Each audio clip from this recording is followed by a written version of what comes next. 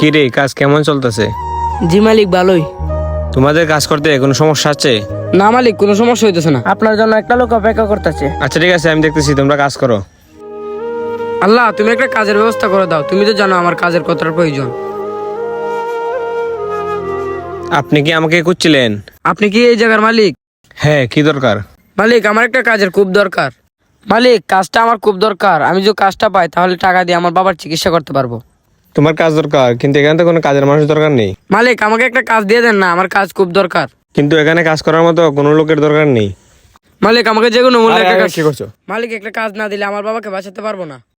হ্যাঁ, বুঝতে পারছি। তোমার এই বাবার প্রতি ভালোবাসা থেকে আমি অনেক খুশি হলাম। আজ থেকে আমার সব সম্পত্তি তুমি দেখাশোনা করবে, আর তোমার বাবার চিকিৎসা যত টাকা লাগে সব টাকাই আমি দেবো। মালিক, আপনার এই উপকারের কথা আমি কোনোদিন বলতে পারবো না।